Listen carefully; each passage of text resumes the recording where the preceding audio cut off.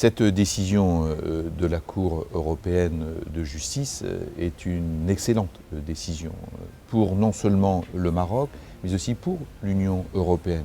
Et en tant que président du groupe d'amitié Union européenne-Maroc, je salue cette décision, cette annulation de la première décision du tribunal.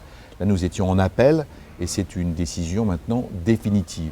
Donc, annulation de cette première décision qui indique que nous avons maintenant, avec cette décision de la Cour d'appel de la Cour européenne de justice, une triple victoire. Tout d'abord, une victoire pour la coopération entre l'Union européenne et le Maroc à propos de l'accord agricole, puisqu'il s'agissait d'abord de cette volonté de certains de vouloir annuler notre accord entre l'Union européenne et le Maroc sur l'accord agricole. Cet accord agricole est un accord gagnant-gagnant. Gagnant pour les Marocains, gagnant pour les Européens. Il s'agit de continuer ainsi à développer cet accord et cette coopération qui, je le crois, est au bénéfice de tout le monde.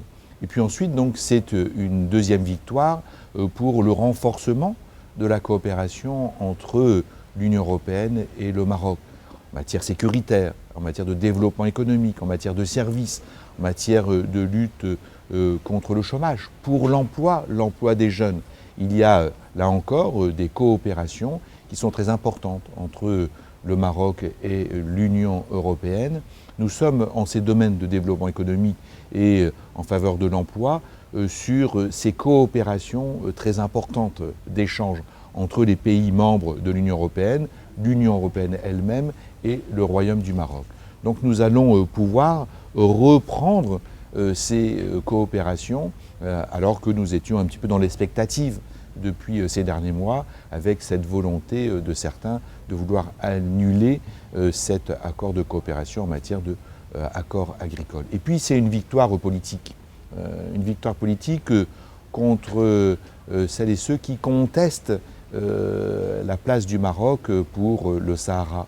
Et là encore, la Cour européenne de justice a rejeté le fait que le Polisario soit une hypothétique identité autonome.